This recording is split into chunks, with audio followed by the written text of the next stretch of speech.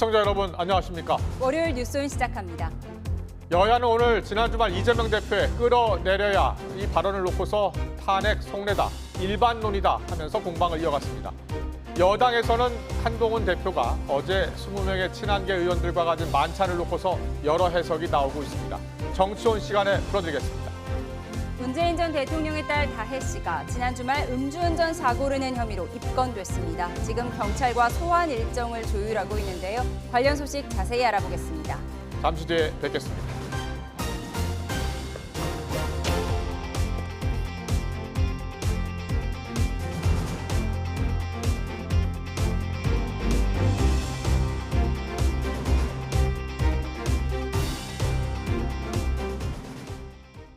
(22대) 국회 첫 국정감사가 오늘 막을 올렸습니다. 더불어민주당은 김건희 여사의 각종 의혹을, 국민의힘은 이재명 대표의 사법 리스크를 각각 정조준하면서 일전을 예고하고 있습니다. 어제 저녁 진행된 국민의힘 한동훈 대표와 친한계 의원들의 만찬 회동에는 당내 묘한 파장이 일고 있습니다. 국회 연결합니다. 이준엽 기자. 네, 국회입니다. 네, 국감 첫날부터 여야의 전면전이 치열하다고요. 네, 여야는 오늘부터 다음 달 1일까지 26일 동안 치러지는 국정감사에 당력을 집중하고 있습니다. 김건희 여사 국정농단 의혹을 집중적으로 파헤치겠다는 민주당과 이재명 대표 사법 리스크를 겨냥한 국민의힘이 상임위 곳곳에서 일전을 벼르고 있습니다. 철저하게 우리 국회가 가진 권능을 제대로 행사하고 또 국정에 대해서 감시 견제라고 하는 본연의 역할을 충실하게 수행함으로써 본인의 범죄를 숨기고 부당한 영향력을 행사하는데 거대 야당 대표의 권력을 쓰면 안 됩니다. 오전부터 열린 정무위원회와 외교통상위원회 등 10곳의 국감에서는 치열한 격전이 벌어졌습니다. 특히 행정안전위원회에서는 대통령 관저공사에 참여한 업체 21g의 두 대표에 대한 동행명령을 야당 단독으로 의결했습니다. 야당이 대통령실 불법 증축 의혹 증인으로 이들 대표를 채택했지만 불출석하자 이들 없이는 진행이 불가능하다고 추진한 건데 여당 의원들은 일방적 의결이라며 반발하며 퇴장했습니다. 여야 대치는 1시간 반 동안 이어지며 결국 궁담은 중단됐고 야당 의원들은 동행명령을 집행하겠다며 21g 회사를 찾아갔습니다. 오로지 기승전 관저공사에 대한 자료로 지금 거의 개의한 지 지금 오전 내내 그 자료 요구로 지금 우리 위원회가 고통받고 있습니다. 국회 정관법을 위반한 사람들에 대한 특검을 실시를 할 계획을 갖고 있습니다. 그냥 지금 자료 안 주시고 증인 안 나오고 이런 거요. 이제 그 근절이 돼야 돼요. 이 밖에 국토교통위원회에서도 용산관저 불법 증축 의혹 관련 증인들의 불출석을 두고 여야 입씨름이 벌어졌고 법제사법위원회에서는 이재명 대표의 재판이 서둘러 진행돼야 한다는 여당과 검찰의 이 대표 수사가 부당하다는 야당이 설전을 벌였습니다. 국민의힘 내부에서는 어제 친한계 인사들의 만찬 회동을 놓고서 갖가지 해석이 나오고 있다고요. 네, 어제 저녁 국민의힘 한동훈 대표가 취임 뒤 처음으로 친한계 의원들과 원외 인사 등 20여 명을 모아 저녁 자리를 가졌습니다. 김건, 김재섭, 조경태 의원 등 전당대회 당시 한 대표 캠프에 함께하지 않았던 의원들도 추가로 합류한 것으로 전해졌는데요. 최근 김건희 여사 특검법 재표결에서 여당 이탈표가 나오고 당정 갈등이 재점화되는 상황이라 친한계가 세력화에 본격 시동을 거는 것 아니냐는 관측도 제기됐습니다. 한 참석자는 YTN과의 통화에서 만찬 자리에서 다음에 올 때는 한 분씩만 더 모시고 오자는 발언이 있었다고 전했습니다. 이어 지금은 대통령의 권한이 세지만 시간은 누구 편이겠느냐며 신윤도 친한도 아닌 중립에 있는 의원들도 시간이 흐를수록 합류할 거란 전망을 내놨습니다. 만찬 참석자인 박정훈 의원도 라디오 인터뷰에서 모임이 50명까지도 될 수 있다고 보느냐는 질문에 그렇게 흘러갈 거라 본다면서 이른바 10월에서 11월 위기설과도 연결돼 있다고 분석했습니다.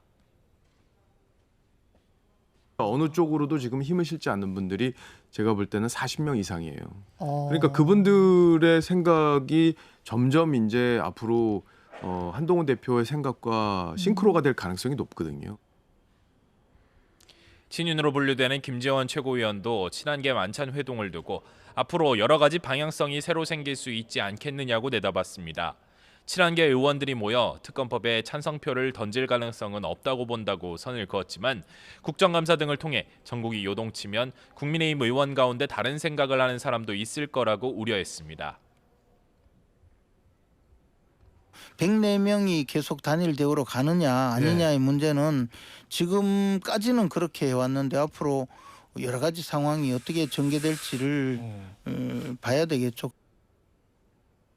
이에 민주당 김민석 최고위원은 최고위원 회의에서 윤한 갈등을 넘은 윤한 살의 두 검사의 살벌한 결기가 느껴진다며 여러 사람이 다칠 것 같다고 진단하기도 했습니다. 지금까지 국회에서 전해드렸습니다. 지난 4월 총선 선거법 위반 사건에 대한 공소시효를 사흘 앞두고 경찰이 오늘 선거사범들을 무더기 처리했습니다. 서울경찰청은 지난 4월 10일 총선 관련 공직선거법 위반 혐의로 지금까지 200여 명을 검찰에 넘겼다고 밝혔습니다.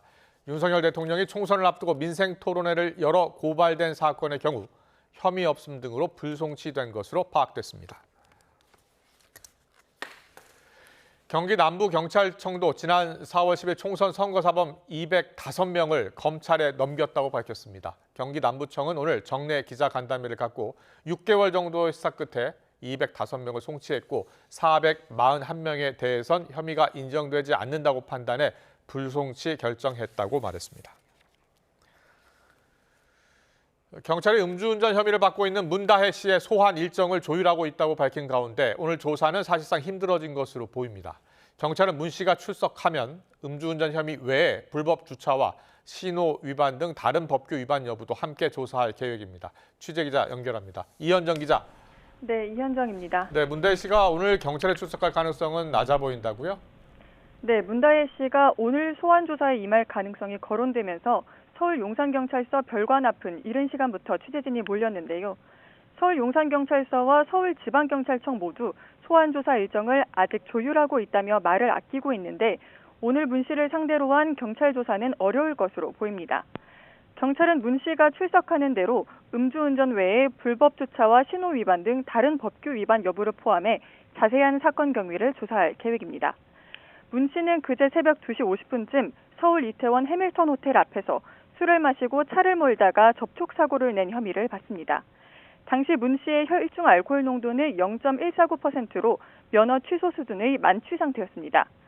YTN이 확보한 당시 CCTV 영상에서는 문 씨가 술에 취해 비틀거리며 캐스퍼 차량에 탄 뒤 위태롭게 골목을 빠져나가는 모습이 포착됐습니다. 이후 문 씨가 몰던 차량은 대로변 우회전 차선에서 좌회전을 시도했고 잠시 뒤 택시와 부딪히는 사고를 냈습니다. 경찰은 문 씨가 음주 측정을 거부하지는 않았고 관련 법령이 없어 약물 복용 여부는 확인하지 않았다고 설명했는데요.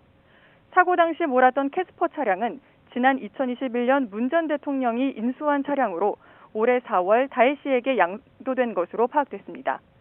문 씨가 조사를 받게 될 용산경찰서 별관에는 여성 청소년과 사무실도 함께 있는데요. 경찰이 다른 범죄 피해자 노출을 우려해 유튜버들의 라이브 방송을 제한하면서 유튜버들과 언쟁이 벌어지기도 했습니다. 문다혜 씨 소환 소식 확인되는 대로 다시 전해드리겠습니다. 지금까지 사회부에서 YTN 이현정입니다. 필리핀을 국빈 방문 중인 윤석열 대통령은 한 필리핀 정상회의를 열고 양국 간 전략적 동반자 관계를 맺었습니다.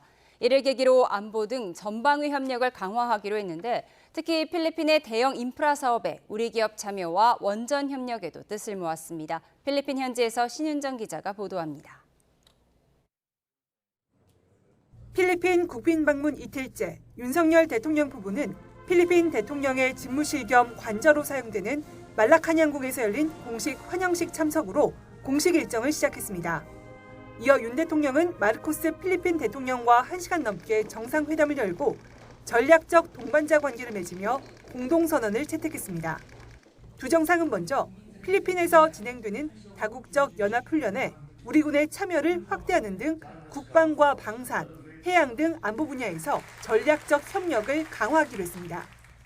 전략적 동반자 관계를 수립하여 한국과 필리핀의 관계에 새로운 장을 열었습니다. 양국은 안보 분야에서 전략적 협력을 강화해 나가기로 했습니다. 이어 경제 협력을 더 활성화하고 영역도 확장하기로 하며 이를 구체화할 양해각서도 잇따라 체결했습니다. 필리핀이 역점 추진 중인 대규모 교통과 교량 건설 사업에 우리의 대외경제협력기금을 역대 최대 규모로 지원해 우리 기업의 참여를 확대하는 방안이 모색됩니다. 필리핀의 지역경제 발전을 지원하는 동시에 우리나라 기업의 대형 인프라 사업 수주를 지원함으로써 양국이 윈윈하는 이와 함께 40년 전 미국 원전 사고 여파로 공사가 중단된 필리핀 바탄 원전 건설 재개 타당성 조사를 위한 MOU를 맺고 원전 협력도 가시화하기로 했습니다. 체코 신규 원전 건설 사업의 우선 협상 대상자로 선정된 만큼 필리핀과 최적의 원전 협력 파트너가 될 수 있을 것임을. 이 밖에도 필리핀을 방문하는 한국 여행객과 우리 교민에 대한 안전 확보에 긴밀히 협력하며 북한의 핵 개발과 도발, 북러 간 불법 군사 협력을 결코 용인할 수 없다는 데도 공감했습니다.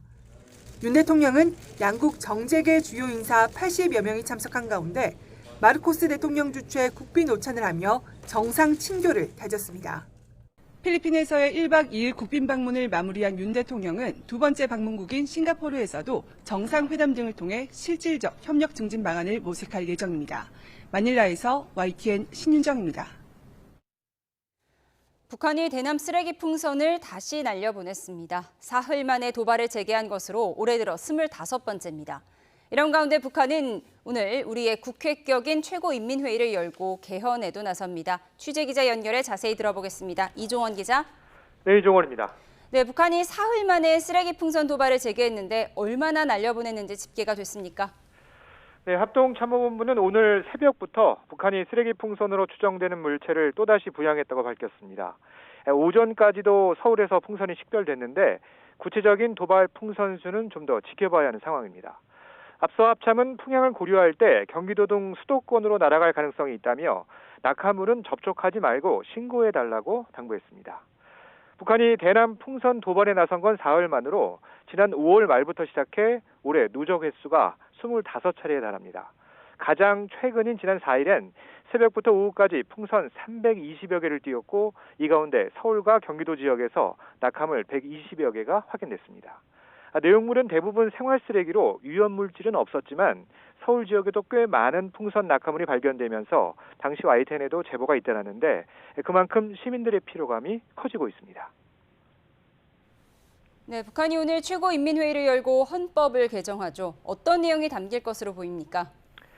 네, 북한은 오늘 평양에서 최고인민회의를 소집했습니다. 우리 국회에 해당하는 기구로 이 통일 관련 조항을 삭제하고 기존에 없던 영토 조항을 신설하는 방향으로 헌법이 개정될 것으로 보입니다. 김정은 국무위원장이 지난해 말 남북 관계를 적대적 두 국가로 규정한 뒤 올해 1월 개헌도 지시했는데 9개월 만에 후속 조치가 이뤄지는 겁니다. 특히 새로운 도발의 명분으로 내세울 가능성이 큰 만큼 영토와 영해, 영공 조항을 어느 정도 구체적으로 내세울지 관심입니다. 이와 함께 통일부는 남북관계를 통일을 지향하는 특수관계로 규정한 1991년 남북기본합의서 파기안도 처리할 가능성이 있다고 내다봤습니다. 지난 6월 체결된 북러 조약의 비준 여부도 주목됩니다. 통상 북한은 내부 소식을 시차를 두고 공개한 만큼 개헌 등 최고인민회의 결과는 이르면 내일 관영 매체를 통해 보도할 것으로 보입니다. 지금까지 통일부에서 YTN 이종원입니다.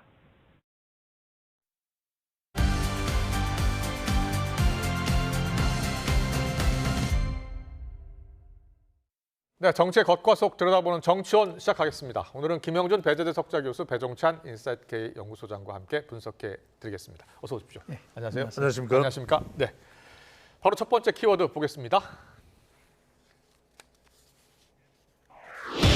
첫 번째 키워드 기강입니다. 한동훈 대표가 어제 친한계 의원들과 대표 취임 후 첫 만찬 자리를 가졌죠. 대통령실과의 갈등으로 새 과시에 나섰다는 분석도 나오는데 자, 한동훈 대표에 의해서 김재원 최고의 목소리 듣고 오겠습니다. 우리 국민의힘은 포용하는 정당입니다. 그렇지만 그 포용은 최소한의 기강을 전제로 하는 것이죠. 김대남 씨 또는 그 관련자들이 하고 있는 이런 행동들은 용납될 수 없는 것입니다. 기강을 바로 세우겠습니다. 필요한 감찰을 진행하고 필요한 경우에 법적 조치를 진행하겠다는 말씀을 드립니다.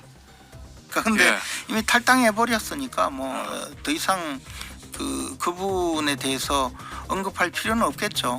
감찰을 하겠다 그런 용어를 쓰는데 정당에서 감찰이라는 용어는 쓰지 않아요. 상하관계에서 무슨 당원이 무슨 당의 그 감찰 대상처럼 이렇게 비춰지는 것도 우리 민주정당에서 약간 의외인데. 네, 자 먼저 친한계 의원 20여 명과 어제 저녁에 만찬을 했죠. 대표 취임 뒤 첫 회동이어서 정치적으로 여러 의미를 부여하더라고요. 김현중 교수께서는 어떻게 보셨어요? 한동훈식 송동격서다. 아, 그렇게 보세요? 저는 그렇게 봅니다. 예. 예를 들어서 동쪽에서 소리 지르고 네. 서쪽에 있는 적을 치는 거잖아요. 예. 지금도 뭐 김대남은 가지고 기강 잡는 것이 아니죠. 예. 그걸 통해서 분명한 메시지를 대통령실에 보내는 메시지라고 저는 봅니다. 그런데 다만 예. 그 시점이 상당히 나름대로 이제 또 불필요한 오해를 살 수 있는 부분들이 있는 거죠. 어제 대통령이 출국한 그렇습니다. 없는 상태에서 또 그리고 지금 이제 국감을 이제 앞두고 있는 상황이기 때문에 되도록이면 이제 원팀이 돼서 정부가 국감에 잘 임할 수 있도록 해주는 게 이제 집권당의 또 나름대로의 그런 뭐 역할이라고 볼 수 있는데 자꾸만 이렇게 나가면 뭐 친한의 새 과시와 이런 식으로 아마 언론에서 다 보도됐을 거예요. 그렇죠. 그러면서 또 뭐 확인은 안 됐지만 다음에 올 때는 한 분씩 더 모시고 오라 하라는 얘기가 그런 이야기도 있었다고 일종의 합니다. 이제 그 개파를 결국은 공식화하고 그 개파 정치를 선언했다는 거로 볼 수밖에 없는 그러한 또 부분들이 있어요. 해석도 될 수 있겠네요. 그래서 이제 이 부분이 이제 항상 그 말씀을 드리는 거지만 우리 윤석열 대통령 그리고 한동훈 대표 다 이게 검찰에서 오래 계셨었던 분들이잖아요. 그래서 그런지 이 정치로 풀어야 할 문제를 정치로 못 푸는 것 같아요. 아, 그렇게 보이세요? 저는 그렇게 봅니다. 그래서 물론 이렇게 뭐 만찬을 하는 거는 뭐 얼마든지 가능한 얘기지만 지금 요 시점에서 또 나름대로 굉장히 지금 첨예한 상태지 않습니까? 오죽하면 뭐 윤한 루비칸 강을 건넜다 이런 표현이 막 언론에서 보도되고 있는 상황 속에서 이 만찬이 갖고 있는 또 나름대로의 정적 함의는 보는 시각에 따라서 달라질 수 있다 이런 말씀을 좀 드립니다. 그렇군요. 어제 어떤 이야기를 나누었는지 참석자들에게 많이 물어봤어요. 오늘 참석자가 또 라디오 인터뷰도 했고요. 보니까 한동훈 대표가 김건희 여사 공세에 대응 잘하자라는 표현도 했다고 하고요. 또 한 명씩 의견을 다 들어봤는데 이대로 가면 당이 진짜 공멸한다는 의식도 있었다. 박정훈 의원이 그렇게 이야기했어요. 어떤 자리였다고, 어떤 성격의 자리였다고 보세요? 저는 그냥 기선잡기였다. 기강보다는. 기선잡기였다. 그럴 수밖에 없는 것이 지금 이제 변화의 요구사항이 있거든요. 분명히 지난 전당대회에서 선택받은 이유가 있을 테고 또 시간이 흘러가면 흘러갈수록 한동훈 대표는 가만히 있을 수가 없어요. 여야 의정 협의체를 이야기했지만 지금 손에 쥔 건 없지 않습니까? 그렇군요. 그럼 결국 여야 의정 협의체든 야당과의 해동에 나설 때는 항상 이야기하는 것이 윤석열 대통령부터 먼저 설득하고 오세요라는 요구사항이 전제 조건이 깔릴 수밖에 없는데 방금 전에 김형준 교수께서 정말 중요한 말씀을 해주셨습니다.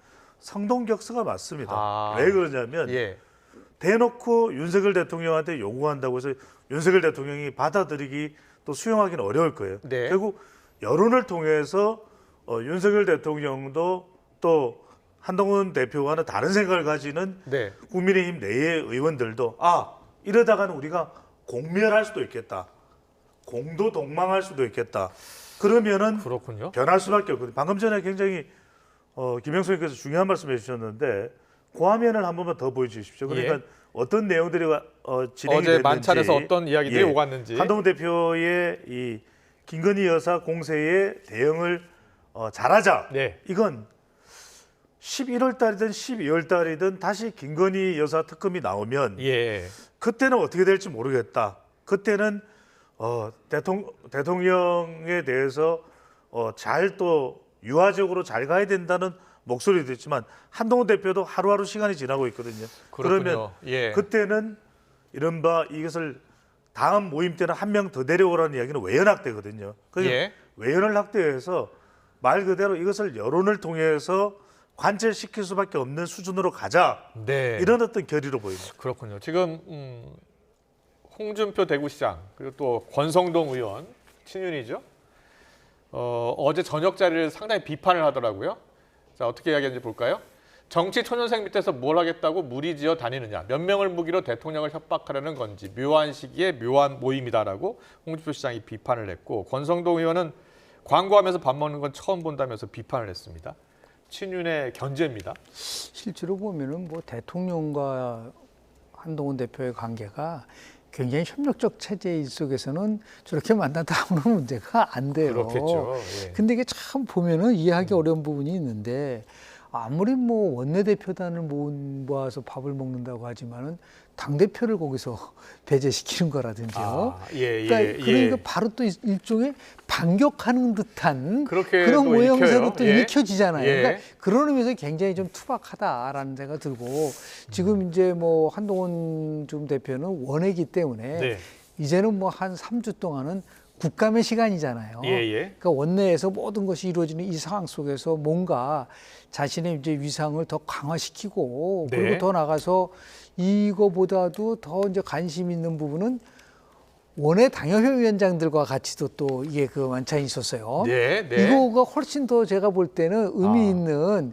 일종의 아까 그 우리 배종찬 소장께서는 이제 이걸 기선을 제압하는 다시 얘기해서 당은 더 이상 윤석열 대통령이 좌지우지할 수 있는 단계를 넘어서고 있다. 근데 그런 것들을 이제 보여주는 거기 때문에 이러다 보면 이제 계속해서 그 대통령하고 대표하고 있어서의 갈등 구조가 이게 해결되는 것이 아니라 그냥 고착화되는 쪽으로 가지 않습니까?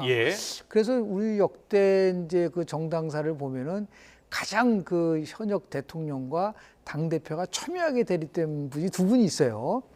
세 명이죠, 세 명. 크게 얘기하면은 결국은 노태우 대통령하고 YS. 이건 뭐 근데 그때는 YS가 완전히 장악을 해가지고 노태우 대통령은 이제 압박을 했고 그다음에 이제 YS와 이제 이회창 총재. 여기는 결국 이제 YS가 총재로서 당 대표가 아니라 당 총재로서 이회창 총재를 완전히 이제 제압한 케이스라고 볼 수가 있고.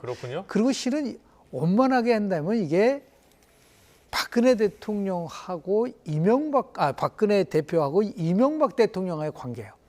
그때는 이명박 대통령이 아예 그냥 다 모든 것을 다 박근혜 그 당시 대표한테 줬어요. 그러니까 전혀 잡음이 없었던 부분들이 있고 다만 이제 가장 최근은 박근혜 대통령하고 김무성 대표하고의 관계가 지금 거의 비슷한 상황인데 그렇게 보이시는군요. 그래도 그때는요 2016년도 총선에서 비록 새누리당이 졌지만 겨우 한석 차이로 졌기 때문에 의석면이나 이쪽에 그리고 이제 박근혜 대통령은 지역을 갖고 있었고 이념을 갖고 있어서 확고한 지지층이 있었어요.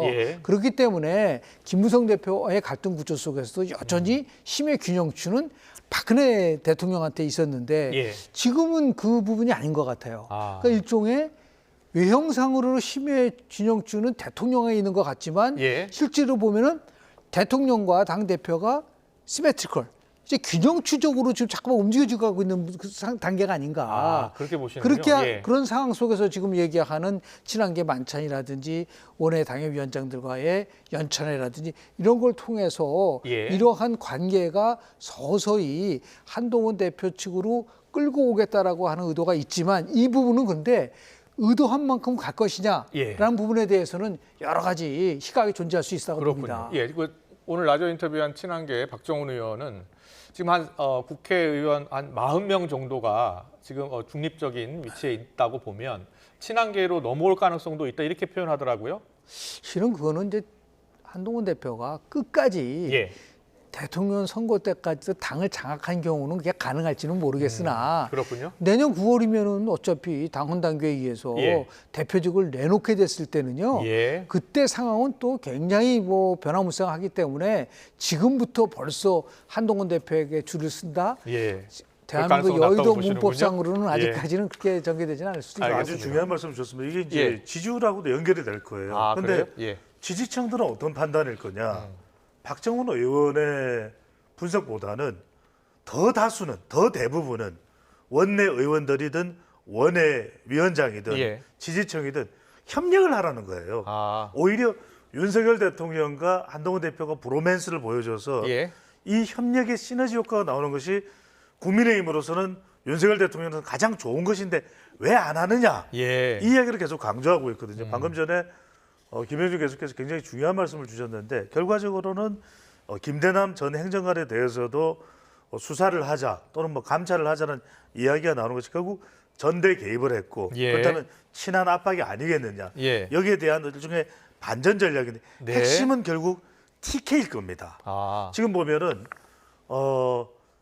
이 한동훈 대표의 해동에 조경태 예. PK 중진이 참석을 했거든요. 네. 사진이 전면에 나온 가장 큰 이유는 그렇네요. PK는 그렇다면 한동훈 대표에게 힘을 실어준 것인가? 또 한동훈 대표가 웃고 있네요. 근데 이제 중요한 것은 TK일 거예요. TK는 지금 김상원 정책위 의장이 있다고는 하나 그래도 아직까지는 윤석열 대통령, 윤석열 정부의 중요한 핵심 기반이 되는 게 TK거든요. 그렇다면 TK의 과연 중진의 5선이나 6선 의원이 한동훈 대표에게 힘을 실어주느냐 마느냐 이게 사실은 핵심이라고 봐야 되겠죠. 그렇군요. 김대남 전 행정관 이거 어떻게 처리가 될 것 같습니까? 일단 한동훈 대표는 기강 이야기를 지금 하고 나섰고요. 일단 서울 보증보험 회사 감사였는데 사직서를 냈어요. 김대남 전 행정관이 사직서를 냈고요. 근데 그 김대남 전 행정관이 7월 초 그러니까는 전당대회 바로 전이었는데 김건희 여사가 한동훈 후보 때문에 죽으려고 한다. 이번에 잘 기획해서 치면 여사가 좋아할 것이라는 이야기를 했다는 겁니다. 저는 이제 그거보다 더 이제 그 악재인 거는요. 예.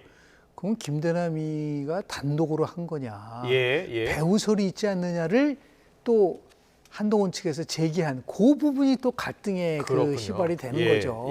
그렇게 따지면 마치 그 내용을 듣고 해석을 할 때 뭐 본인이 김대남 이제 선임 행정관 정도가 그렇게 얘기하는 거는 단독이 아닐 것이다. 뭔가 누군가와의 교감을 통해서 이루어진 것이라면 자꾸만 이제 갈등의 늪속으로 빠져들어가는 거예요. 그러다 보니까 이제 김대남 씨와 관련돼서 지금 뭐 자기가 본인은 탈당한 상태고 뭐 감사 자리도 뭐 그만둔 상태인데 다만 감찰을 진행한다는 것 부분에 대해서는 이제 김재원 지금 최고위원이 얘기를 하고 있지 않습니까? 그렇습니다. 이게 정당 내에서의 감찰이라는 것이 아니라 다른 어떤 법적 조치를 취할 수는 있겠죠. 그러니까 예를 들어서 뭐 지금 뭐 선거로 따지면은 선거를 방해한 거고 그렇지 않습니까? 그것도 명예를 또 훼손시킨 것도 있을 수 있고 여러 가지의 법적 조치를 취할 수 있는 부분들은 결국 뭐 꼭 한동훈 대표가 이제 제3자가 이 부분에 대해서 김대남 씨를 상대로 해서 뭐 법적 조치를 취할 수 있는 거 그런 부분이죠. 알겠습니다. 법적 조치를 취할 수도 있다라고 지금 한동훈 대표가 이야기를 한 상황이에요. 저는 그렇게까지는 보진 않습니다. 왜냐하면은 깊숙한 조치가 있을 수 있고 엄중한 경고가 있을 수 있는데 지금 이제 김대남 전 행정관이 현재 SGI 서울 보증보험 상근 감사로 되어 있죠. 계속 버틴다 또는 본인이 일종의 반박의 대응으로 뭐 대통령실을 급박한다든지 이러면 한동훈 대표는 더 강하게 나갈 수밖에 없겠죠. 그러나 지금 김대남 전 행정관에게는 엄중한 경고의 메시지는 전달된 걸로 보입니다.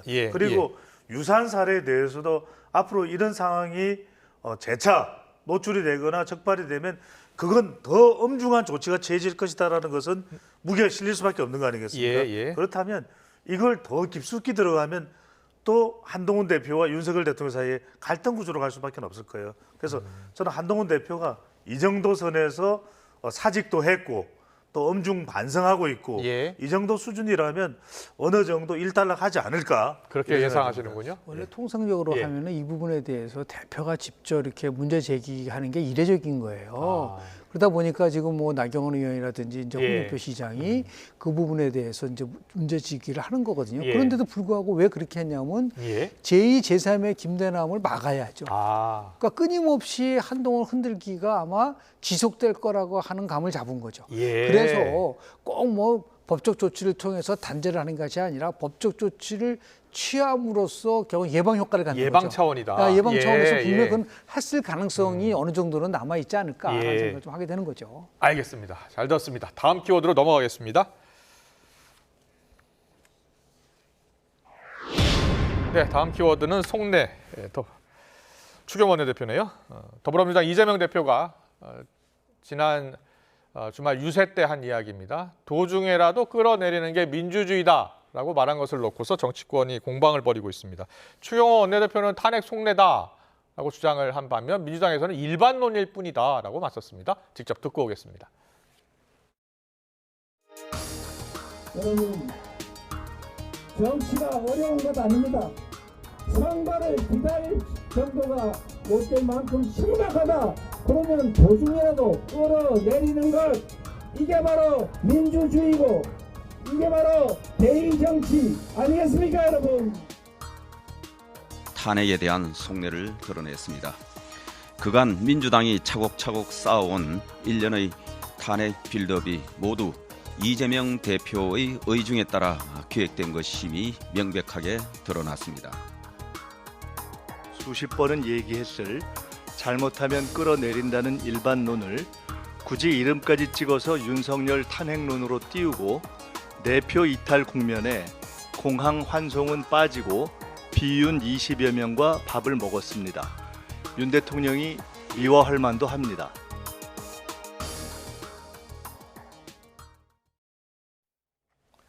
네, 속보가 들어와서 속보 전해드리고 정치권 이슈 토론 이어가겠습니다. 검찰이 수백억 원대 횡령 혐의로 고소된 홍원식 전 남양유업 회장에 대해서 강제 수사에 착수했다는 뉴스 속보가 들어와 있습니다. 서울중앙지검은 오늘 홍 전 회장의 자택, 또 남양유업 본사 등 10여 곳에 검사와 사무관을 보내서 압수수색에 나섰다는 속보입니다. 앞서 검찰은 홍 전 회장이 묘지 관리와 미술품 구매 등의 회사 자금을 쓴 정황을 포착했다고 하고요. 고소인인 남양유업 사측과 전직 대표들을 참고인으로 불러 조사한 바가 있습니다. 또 지난 8월 남양유업은 홍 전 회장과 전직 임직원 3명이 회사 돈 201억 2천여만 원을 횡령한 것으로 의심된다면서 고소했다고 밝힌 바 있습니다. 관련 소식 좀 더 자세히 들어오는 대로 전해드리겠습니다. 네, 이재명 대표의 지난 주말 발언, 도중에라도 끌어내리는 게 민주주의다라고 말한 것.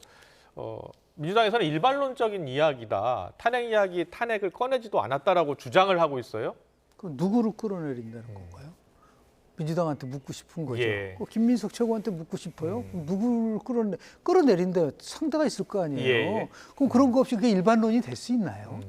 심판을 하겠다라는 거는 그건 일반론적인 거죠. 예. 그러나 끌어내리겠다는 거는 특정한 대상을 얘기하는 거거든요. 예. 그런 의미에서 이제 해석을 윤석열 대통령이라고 말을 안 했을 뿐이지 윤석열 대통령에 대한 탄핵에 대한 언급이 아니냐. 그래서 이재명 대표 언급은 두 가지 면에서 이제 함의가 있어요. 첫 번째는 뭐냐면 그동안 대통령 탄핵과 관련된 발언은 일반 의원들 개인 의견 중심으로 해서 이루어졌다고 보는데 이거를 이제 대표가 직접 그것도 재보궐선거 지원 유세에서 얘기를 했다는 거는 시동을 걸겠다라고 하는 것에 대한 일종의 그 조치가 아닌가라는 생각이 좀 들고요. 두 번째는 저는 뭐 이렇게 확대 해석을 한다는 것에 대해서 비판이 있을 수는 있겠으나 결국은 11월에 있을 이재명 대표의 뭐 과연 판결이 어떻게 나올지는 모르겠지만 나오죠.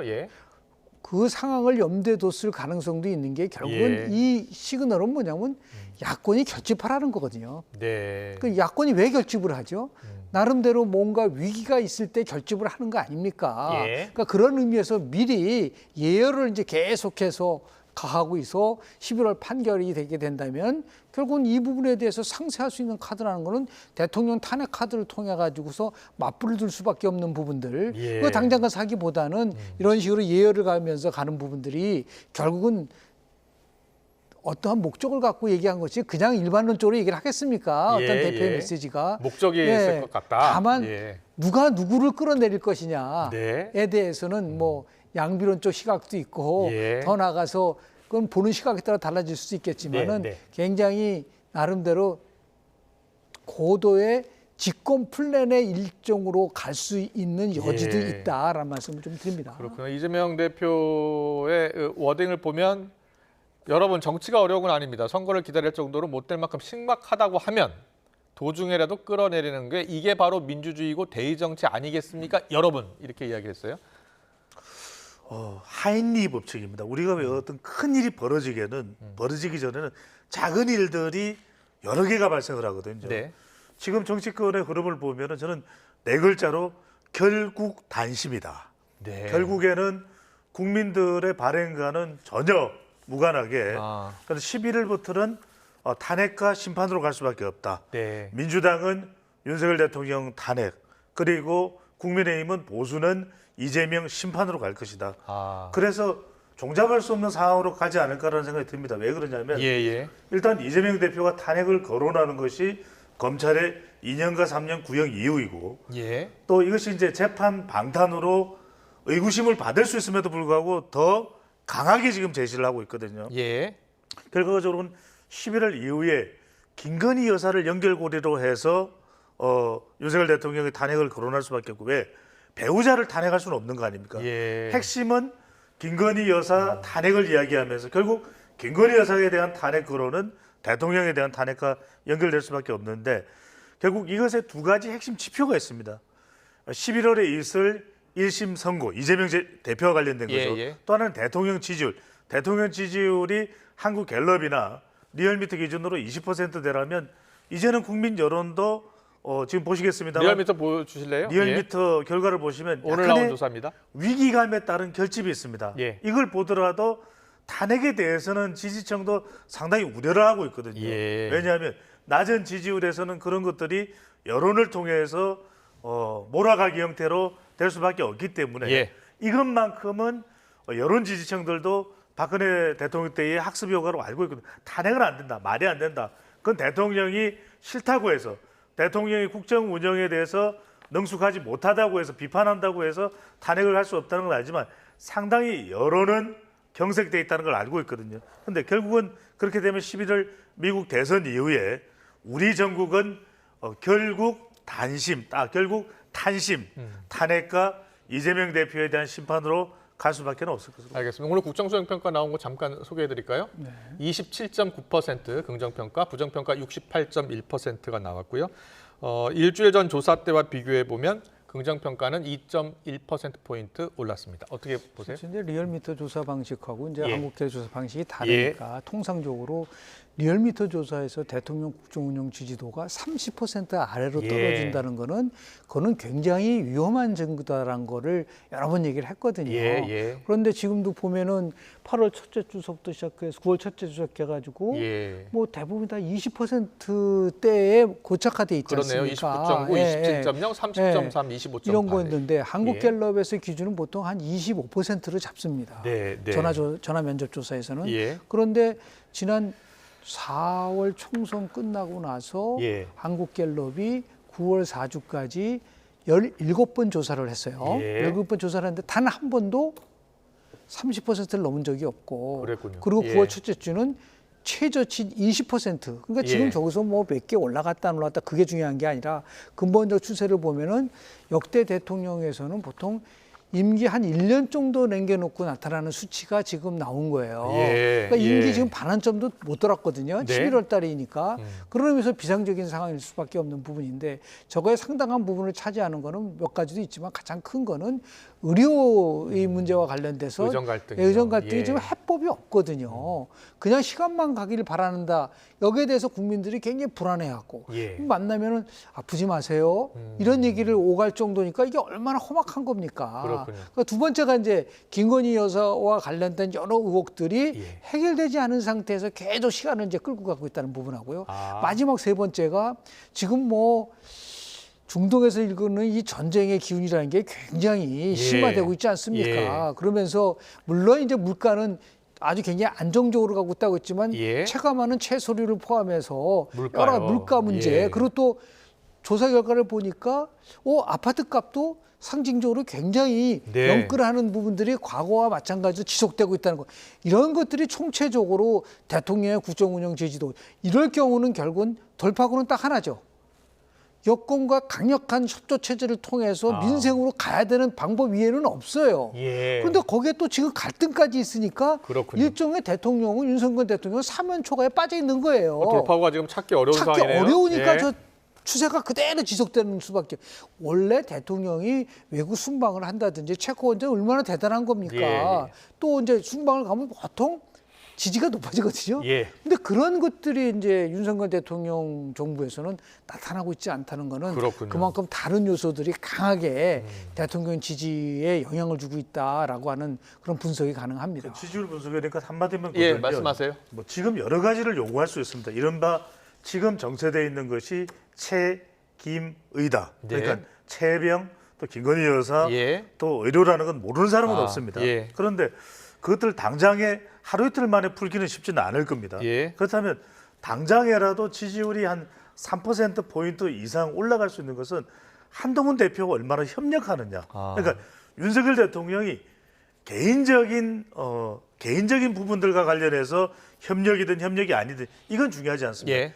일과 관련해서는 협력하는 모습을 보일 필요가 있는 겁니다. 그게 네. 이제 지지층들이 원하는 것은 개인적으로 사적으로 윤석열 대통령과 한동훈 대표 사이의 관계가 좋아졌든 아니면 더 멀어졌든 이것보다 더 중요한 것이 일을 하면서 함께 협력을 하느냐 이 부분이거든요. 예. 그러니까 의료가 됐든 아니면 최혜병 특검에 대한 돌파구를 마련하는 것이 됐든 아니면 김 여사와 관련된 성난 이런 또 부정적인 여론을 가라앉히는 부분이 됐든 이런 부분에 대해서 머리를 맞대느냐 맞대지 않느냐 예. 이 부분이 굉장히 중요한 것이고 실제로 이것이 갤럽이 됐든 리얼미터가 됐든 갤럽의 경우에는 3%포인트 내외 또 리얼미터의 경우에는 한 5%포인트 내외 상승 요인이 되거든요. 그렇군요. 이것만으로도 예. 상당히 중요해 보입니다. 이거 전환점이라는 게 있잖아요. 네, 네. 오히려 이제 대통령이 지금 순방하고 귀국하고 나서 예. 한동훈 대표와 같이 독대를 하는 방법이 굉장히 유일한 방법인 거예요. 예. 지금 뭐 설랑설레를 하고 있지만 그리고 더 발전 나갈 수 있는 거는 그래 우리 주례 회동하자. 예. 이 정도 나가야지 대통령실도 변하고 그리고 더 나가서 순방 효과 좀 설명하기 위해서 네. 여야 대표 모셔서 청와대 대통령실에서 네. 이렇게 이재명 대표도 만나는 거예요. 그렇군요. 이렇게 뭔가 변화되는 모습을 보여줘야지만이 국민들이 또 나가서 지금 경제부처와 관련돼서 지금 굉장히 어려운 데는 너무 실무 담당하고 있는 장관들이 침묵하고 있는 것 같아요. 그렇군요. 예. 연일 이 부분에 대해서 국민을 안심시키고 어떻게든 간에 민생을 챙기겠습니다라는 메시지가 계속 나와야 됨에도 불구하고 예. 그런 게 없어요. 그래서 전환점을 예. 지금 이제 순방을 마치고 오면서 네. 깊이 생각한 다음에 그게 바로 정치거든요. 그래서 네. 정치로 풀어라 제발. 그래야지 그렇군요. 국민들도 이렇게 낮은 지지 가지고 대통령도 참 힘들지만 그걸 바라보고 있는 국민들도 힘듭니다. 예. 뭔가 꿈과 희망을 줘야 되는 정치해야 되는데 그런 게 그렇군요. 너무 부족하다라는 알겠습니다. 말씀을 드립니다. 두 분 다 해법은 당정이 협력하는 모습을 적극적으로 보여야 될 타이밍이다. 그리고 그 해법 가운데 하나는 윤석열 대통령이 이번에 이제 해외 순방을 마치고 돌아와서 바로 이제 한동훈 대표와 만나서 협력적인 관계 모습을 그렇습니다. 보여주고 네. 또 야당과의 관계도 적극적으로 좀 더 나서주고 하면은 지지율이 회복할 수 있는 전환점이 될 수 있다라는 그런 분석해 주셨습니다. 잘 들었습니다. 계속해서 오늘 국정감사 이야기 해야죠. 오늘부터 22대 국회 첫 국정감사가 시작이 됐습니다. 약 4주 정도 진행될 예정인데요. 민주당은 김건희 여사를 둘러싼 의혹들을 끝까지 파헤치겠다고 했고 국민의힘은 이재명 대표 이 방탄 국감에 맞서겠다고 밝혔습니다. 첫날부터 치열하게 맞선 여야 상황 영상으로 만나보고 오겠습니다.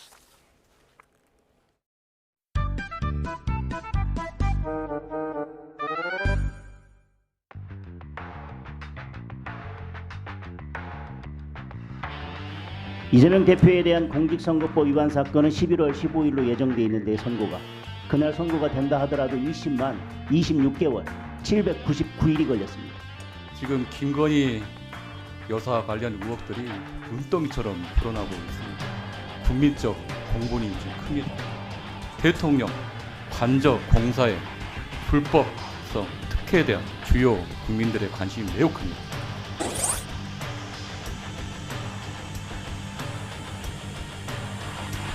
탄핵 소추 당한 이진숙 위원장이 증인으로 채택되는 것이 불법이라는 근거를 저희는 찾지 못했음을 알려드립니다.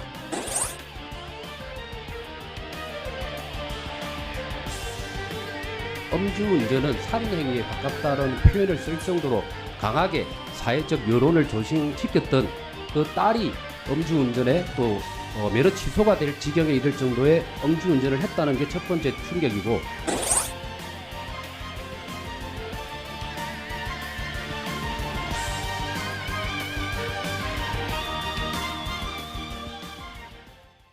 네, 22대 국회 첫 국정감사.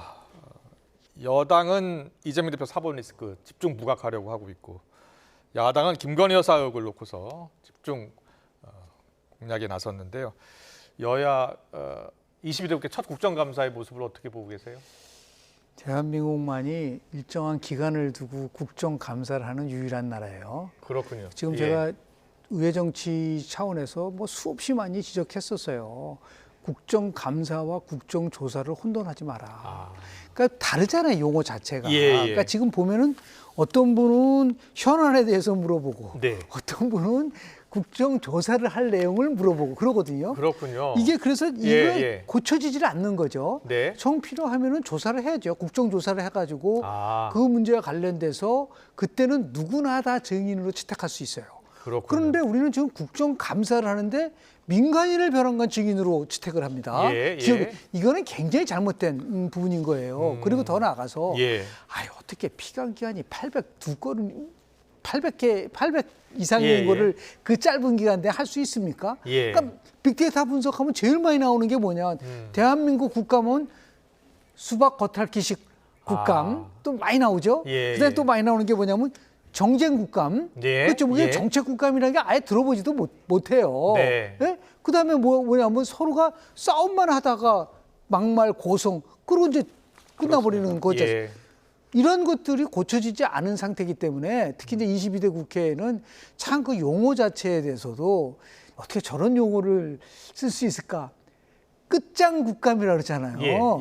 난 토론을 들어보면서 끝장 토론이란 들어봤지만은 끝장 국감이랑 그럼 이 국감이라는 것이 이번에만 끝나는 겁니까?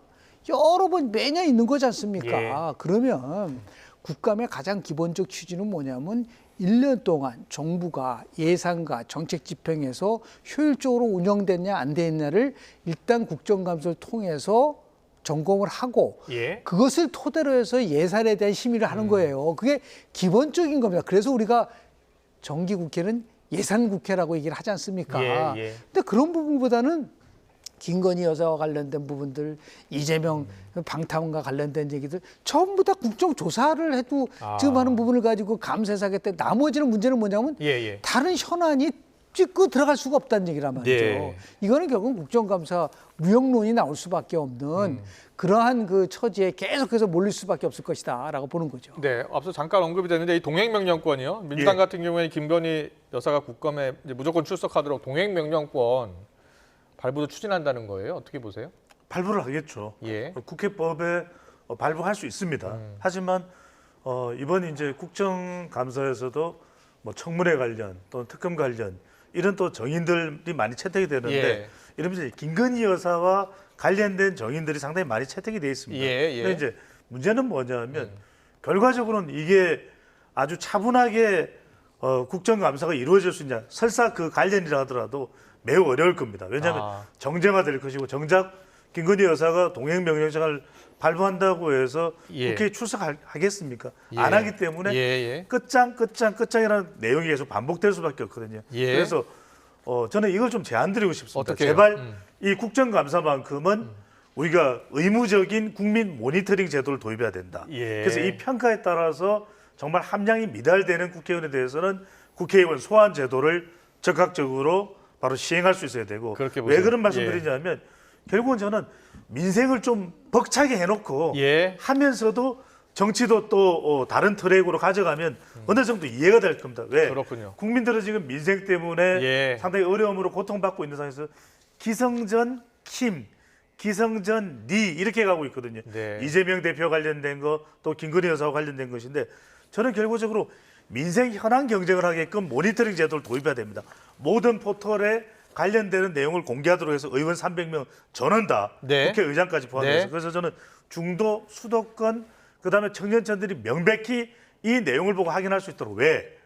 데이터를 보면 심각합니다. 지금 20대, 30대는 말 그대로 정치 엑소더스입니다. 정치 이제 난 안 본다.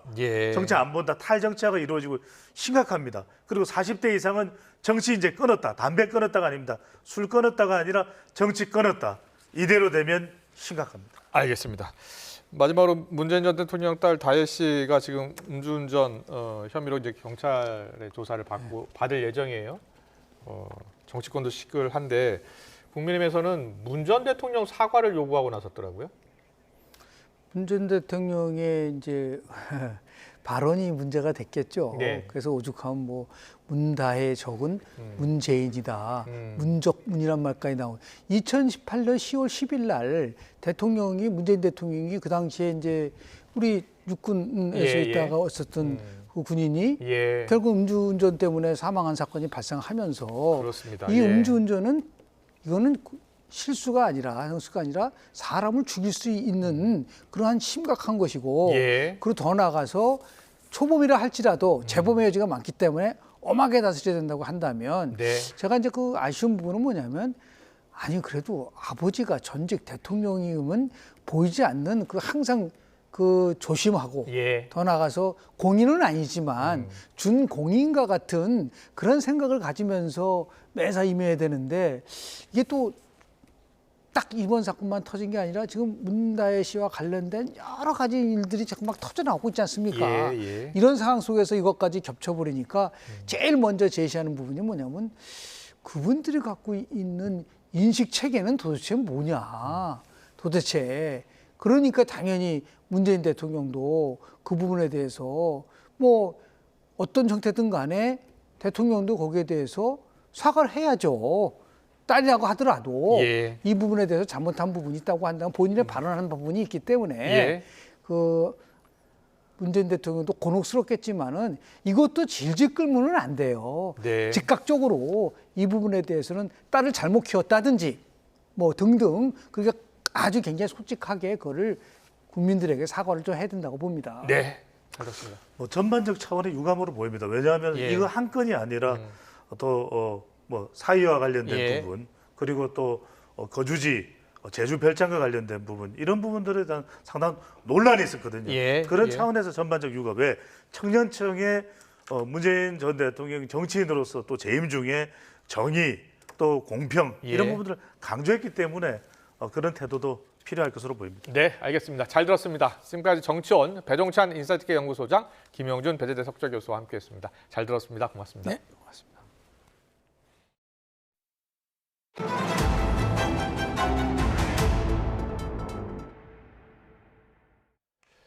새벽 출근길에 승용차가 고속도로 나들목을 거꾸로 들어가면서 70대 한 명이 숨지고 3명이 다쳤습니다.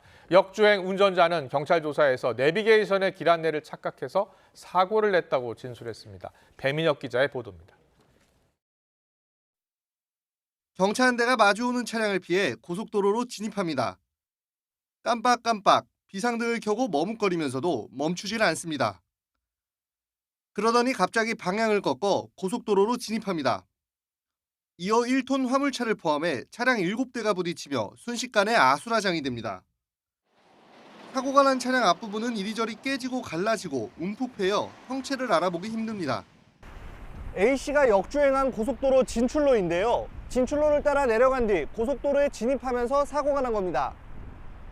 이 사고로 화물차를 몰던 70대 남성은 병원으로 옮겨졌지만 끝내 숨졌습니다. 또 여러 명이 크고 작은 부상을 입어 치료 중입니다. 사고를 수습하는 동안 1시간 반 정도 출근길 극심한 차량 정체도 빚어졌습니다. 경찰은 중국 국적으로 확인된 역주행 운전자 40대 A씨가 사고 당시 술이나 약물에 취해 있지는 않았다고 밝혔습니다. A씨는 일터인 공사장으로 출근하다 내비게이션 안내를 착각해 길을 잘못 들었다고 진술한 것으로 알려졌습니다. 유출로 다음 사거리에서 우회전을 해야 되는데 거기가 이제 구멍이 있으니까 유출로가 있으니까 이제 그쪽으로 우회전 사고에서 들어갔다 그러더라고요. 경찰은 A씨가 운전 미숙으로 사고가 난 것으로 보고 추가 조사를 이어가고 있습니다. YTN 배민혁입니다. 경찰의 단속을 피하기 위해 급차로 변경에 역주행까지 하며 위험천만하게 도주하던 음주운전자가 한밤중 추격전 끝에 붙잡혔습니다. 체포된 뒤에도 음주 측정을 3차례 모두 거부했는데 측정을 피하려고 도주하는 행위를 더 강하게 처벌해야 한다는 목소리가 커지고 있습니다. 김기수 기자입니다. 경찰관이 멈춰선 차량에 다가서자 차로를 바꿔 도주하기 시작합니다. 중앙선을 넘나들며 역주행하고 신호를 무시한 채 좌회전합니다. 경찰차가 앞을 막아서려 하자 빈틈을 노려 또 도망갑니다. 경찰차 석 대가 도주로를 완전히 막은 뒤에야 겨우 멈춰섭니다. 하지만 정차 후에도 문을 열어주지 않자 경찰관이 운전석 유리창을 깨고서야 30대 여성 운전자를 체포할 수 있었습니다. 음주운전 의심 차량과 경찰 사이의 한밤중 추격전. 2.5km를 도주하던 차량은 이곳에서 멈춰섰는데요. 경찰의 발빠른 대처로 큰 사고로 이어지지 않았습니다. 당시 운전자는 제대로 걸을 수 없을 정도로 만취 상태였다고 경찰은 밝혔습니다. 수갑을 채우고 이제 순찰차로 이동하는 과정에서도 거의 보행이 불가능할 정도로 다리를 휘청휘청하는 모습을 보였고요. 언행도 이제 혀가 완전 꼬부라진 상태로. 경찰서로 연행된 뒤에도 운전자는 음주 측정을 3차례 모두 거부해 도로교통법상 측정 거부 혐의로 검찰에 넘겨졌습니다. 과거에도 음주운전으로 적발된 운전자는 음주 사실이 걸릴까 봐 도망쳤다고 진술한 것으로 알려졌습니다. 음주 측정 거부는 사실상 음주운전을 한 것으로 간주돼 면허가 취소되고 단순 음주운전보다 더 무겁게 처벌될 수 있습니다. 적정한 공무집행을 방해한다라는 의미고요. 그리고 본인이 혐의를 회피하는 그런 또 의도도 숨어 있기 때문에 최근 음주 측정을 피하려 도주하거나 이 과정에서 사고를 내는 경우가 들면서 사회적 피해와 비용도 계속 커지고 있습니다. 하지만 그에 비해 처분은 여전히 가벼운 편이어서 실효성이 적은 만큼 면허 재발급 원천 금지와 구속 수사 원칙 등 처벌을 한층 강화할 필요가 있다는 지적에 힘이 실리고 있습니다. YTN 김기수입니다. YTN이 어제 보도한 교통사고 후 사라진 운전자 사건을 수사하는 경찰이 실제 사고를 낸 운전자를 붙잡았습니다.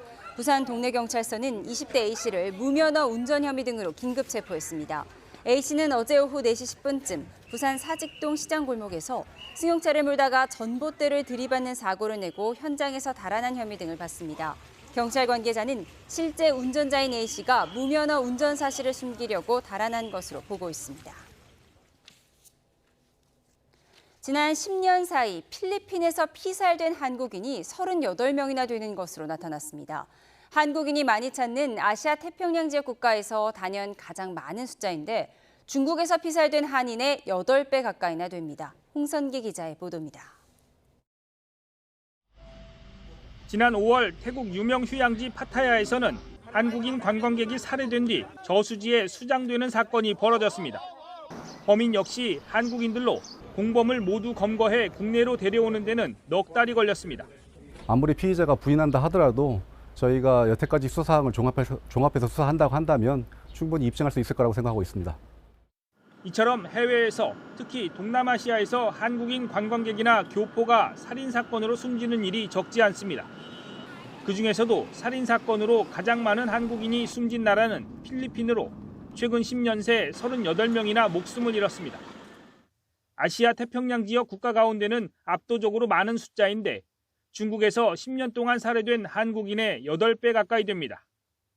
살인을 포함해 강도와 납치, 성폭행 등 강력범죄 전체를 놓고 보면 한국인 피해가 가장 많았던 곳은 중국이지만 필리핀도 그 뒤를 이었습니다. 살인과 강도 피해만 놓고 보면 이 역시 필리핀이 중국에 비해 압도적으로 많습니다. 필리핀을 비롯한 현지 우리 공관의 대응이 부족하다는 지적도 나오고 있습니다. 날로 흉포해지고 있는 범죄 행위로부터 우리 교민들과 국민들의 안전을 지키기 위해서 대사관과 우리 외교당국이 필리핀 측과의 사법공조 등을 통해 더욱 강력하게 대응할 필요가 있다고 판단이 됩니다. 최근 필리핀에서는 지난 2016년 한국인을 살해한 현지 경찰 간부가 재판 끝에 종신형을 선고받았지만 잠적하는 일도 벌어졌습니다. 주 필리핀 한국대사관은 부실 대응 지적에 대해 필리핀 법무부와 경찰청 등에 피고인의 신병 확보를 지속해서 요청하고 있다고 밝혔습니다. YTN 홍성기입니다. 북한이 헌법 개정을 위한 최고인민회의 개막일인 오늘도 쓰레기 풍선을 또 띄워보냈습니다. 북한은 지난 5월 28일부터 지난달 22일까지 모두 22차례에 걸쳐 오물풍선 5,500여 개를 살포했는데 창고와 공장에 불이 나거나 건물 지붕이 파손되는 등 그 피해도 78건으로 집계됐습니다.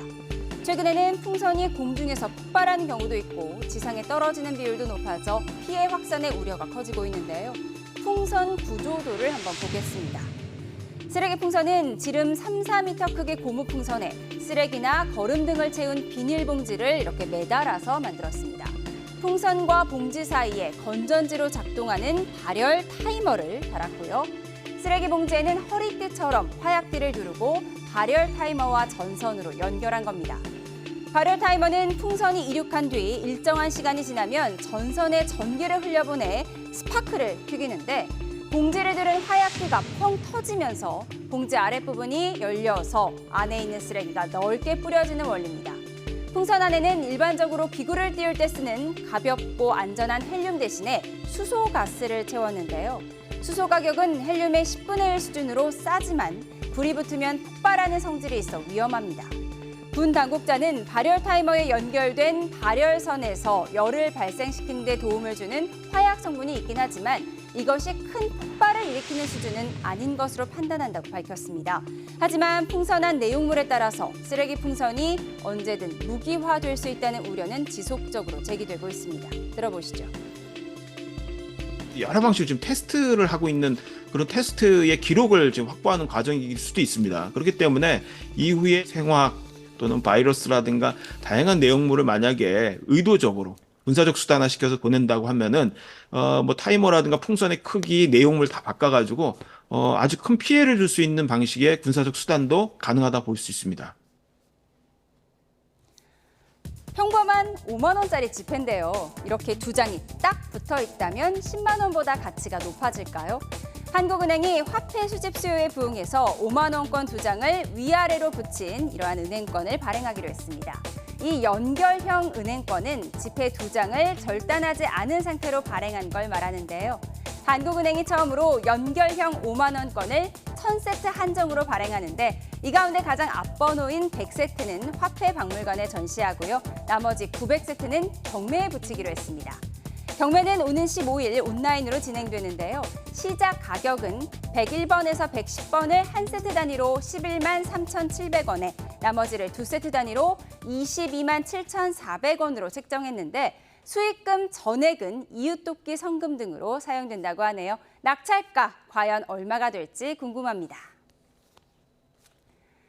비슷한 색깔의 옷을 맞춰 입은 이 수많은 사람들 서로 손을 잡아 몸을 붙여서 받침대를 만들고요. 다음 사람이 받침대 역할을 하는 사람의 어깨를 밟고 올라갑니다.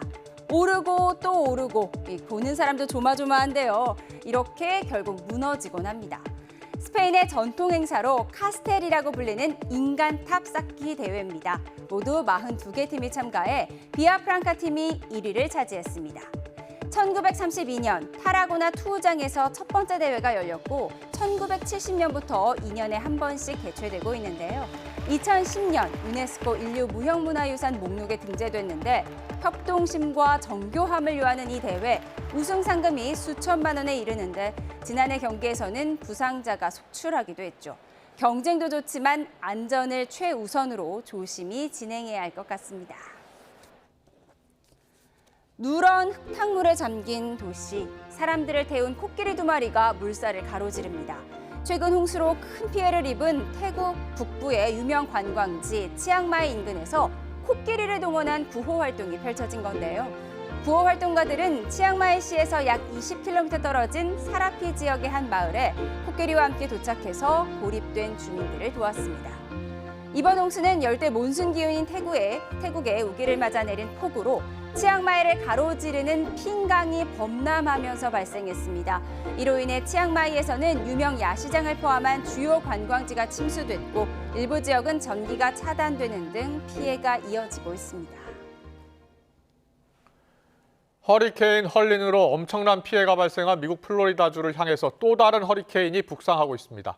긴급 복구 작업이 끝나지도 않은 상황에서 다시 허리케인이 들이닥치면서 인명피해는 물론 200조 원이 넘는 경제적 피해가 발생할 수 있다는 경고가 나왔습니다. 유투건 기자의 보도입니다.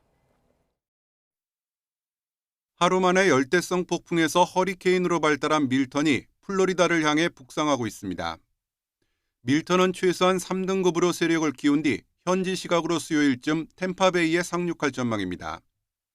일부 예측 모델에선 가장 강력한 5등급까지 발달하는 것으로 나타났습니다.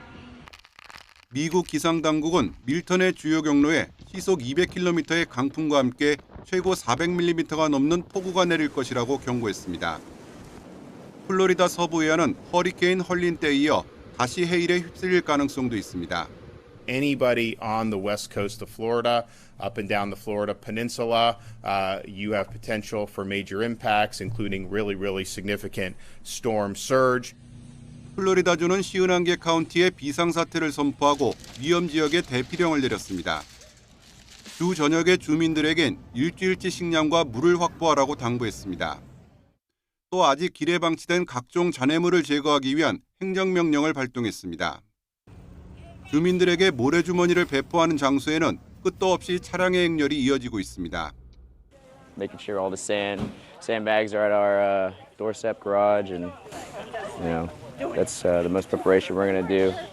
재난 전문가들은 밀턴이 예상대로 인구 밀집 지역을 관통할 경우 경제적 피해가 200조 원에 이를 수 있다고 경고했습니다. 현재 대서양에는 허리케인 커크와 레슬리도 남아 있어 9월 이후에 3개의 허리케인이 동시에 발생하는 상황이 처음으로 벌어졌습니다. 기후변화의 영향으로 멕시코만의 수온은 평균보다 2에서 4도 높은 상태를 유지하고 있습니다. YTN 유통원입니다.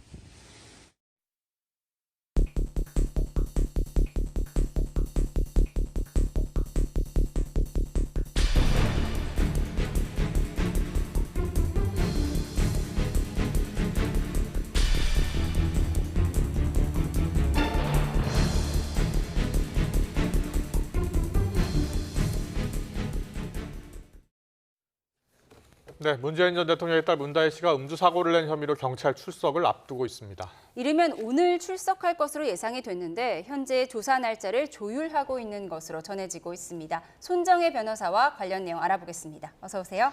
안녕하세요. 안녕하세요. 네, 경찰이 이제 문 씨 측과 조사 일정을 조율하고 있는 것 같아요. 지금 어떤 상황입니까?